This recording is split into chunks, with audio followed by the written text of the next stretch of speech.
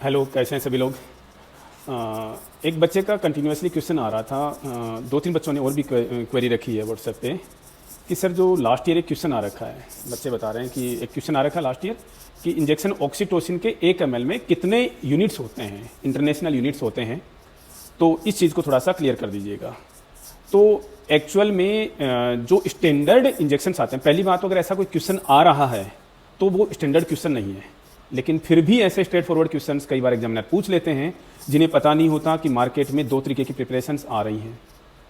अब आप कहोगे कि सर हमें तो एग्जाम में मान लीजिए क्वेश्चन रिपीट हो गया और फिर हमें क्या लिख करके आना है एग्जाम में कि 5 इंटरनेशनल यूनिट हैं या 10 इंटरनेशनल यूनिट हैं एक ही ml में। तो इस क्वेश्चन को हम क्लियर करने वाले हैं इस छोटे से सेशन में।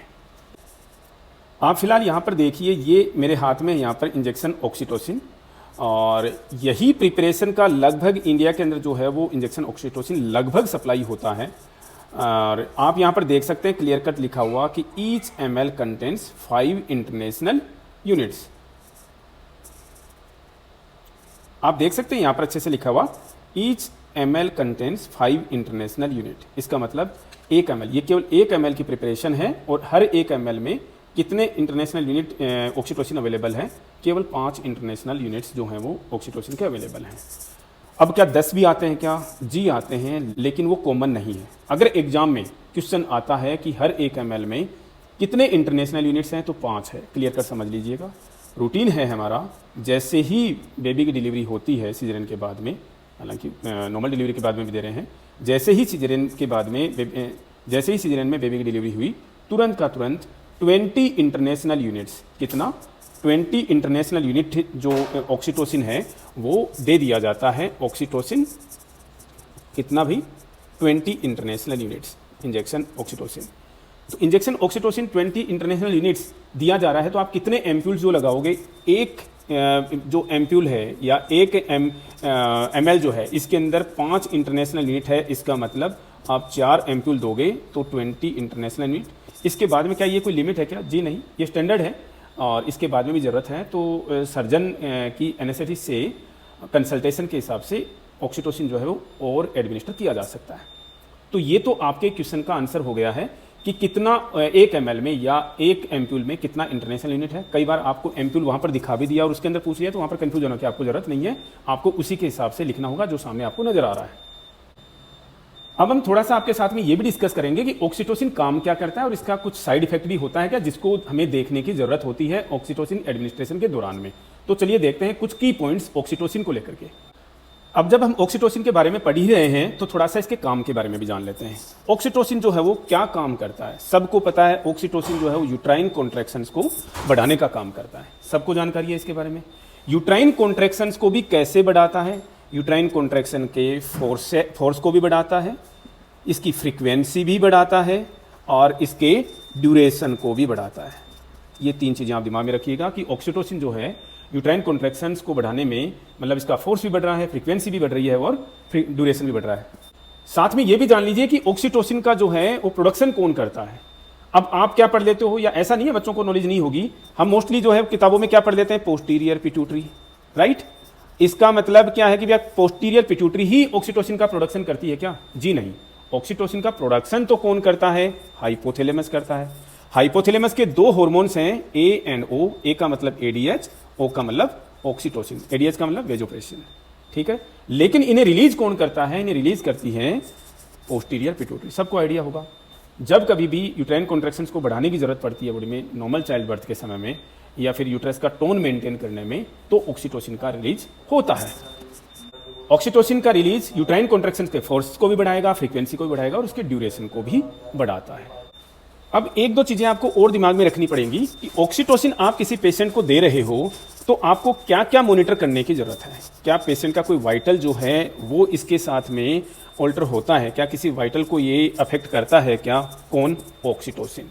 यस, ऑक्सीटोसिन का डायरेक्ट इफेक्ट होता है किस पर? ब्लड प्रेशर पर। क्या करता है? ब्लड प्रेशर को कम करता है या ज़्यादा करता है? ब्लड प्रेशर को कम करता है।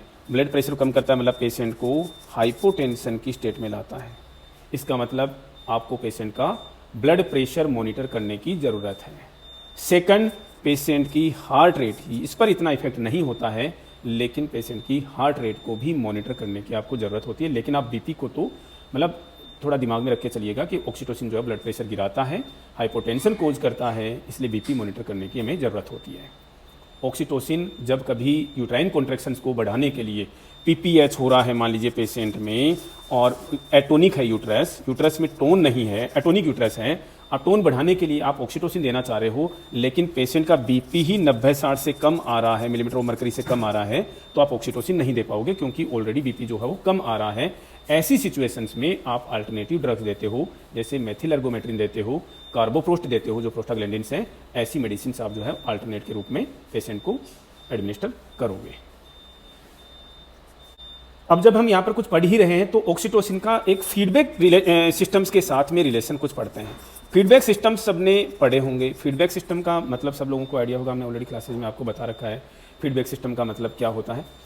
दो तरीके के फीडबैक सिस्टम्स हैं बॉडी के अंदर, निगेटिव फीडबैक सिस्टम और पॉजिटिव फीडबैक सिस्टम से होम्योस्टेसिस को मेंटेन करने के लिए फीडबैक सिस्टम एक्चुअल में काम में आते हैं। और हमारी बॉडी के अंदर मैक्सिमम फीडबैक सिस्टम जो है वो क्या है, निगेटिव फीडबैक सिस्टम्स हैं। अब हम यहाँ पर कुछ क्यों डिस्कस कर रहे हैं, ऑक्सीटोसिन और फीडबैक सिस्टम।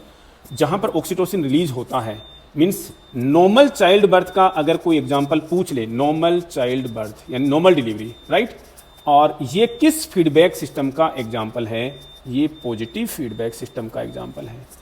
बच्चों को दिक्कत हो रही होगी क्योंकि कैमरा भी मैंने ही होल्ड कर रखा है और ये थोड़ा सा क्वेश्चन जो है वो क्लियर करना था। एनीवे आप लोग एडजस्ट करोगे, आई थिंक ऐसा कुछ इश्यू है नहीं, नज़र आ रहा होगा सब लोगों को और बेहतर ही नज़र आ रहा है। कोई नहीं, ऐसे सेशन जो है आप लोगों के लिए यूजफुल भी होते हैं, ऐसी चीज़ें जो इंटरेक्टिव होती हैं।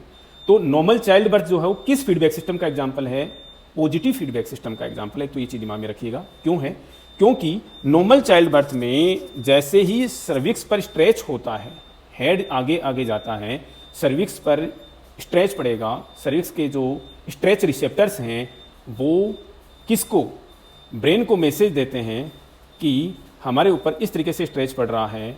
ब्रेन जो है वो और ज़्यादा ऑक्सीटोसिन रिलीज करता है, हेड और आगे बढ़ेगा, और ज़्यादा ऑक्सीटोसिन का रिलीज होगा, और ज़्यादा आगे बढ़ेगा, और ये काम तब तक होता रहेगा, यानी प्लस प्लस होते जा रहा है, और ये तब तक होते जाएगा जब तक कि बच्चे के हेड की डिलीवरी, बोलते तो यही है, हेड की डिलीवरी या कंप्लीटली डिलीवरी नहीं हो जाती, तब तक ऑक्सीटोसिन का रिलीज होता रहेगा जो ज़्यादा हो रहा है। जैसे ही डिलीवरी हो जाती है तो क्या होगा, स्ट्रेच होना बंद हो गया, ऑक्सीटोसिन का रिलीज जो है ऑटोमेटिकली कम हो जाता है। समझ पा रहे हैं इस चीज़ को, इसीलिए हम इसको क्या बोलते हैं, ये स्ट्रेंथन होते चला जाता है इसका रिलीज जब तक बच्चे की डिलीवरी नहीं होती। इसलिए नॉर्मल चाइल्ड बर्थ एक पॉजिटिव फीडबैक सिस्टम का एग्जाम्पल है, बहुत इंपॉर्टेंट है एग्जाम्स के हिसाब से। इस सेशन में हमने देखा है ऑक्सीटोसिन, कंफ्यूज होने की आपको जरूरत नहीं है 1% भी। ऑक्सीटोसिन जो है इंडियन मार्केट में जो अवेलेबल है मैक्सिमम 1 ml के अंदर 5 इंटरनेशनल यूनिट आता है। 10 इंटरनेशनल यूनिट्स की प्रिपरेशन भी आती है, लेकिन आपको कॉमनली 5 ही मिलेगा। और एग्जाम में अगर कोई क्वेश्चन आता है तो आपको 5 इंटरनेशनल यूनिट ही लिख करके आना है। अगर अभी भी इससे रिलेटेड कोई कन्फ्यूजन है, कोई डाउट है, तो कमेंट बॉक्स में लिख करके बताइएगा, हम जल्द से जल्द उसे क्लियर करने की कोशिश करेंगे। Thank you.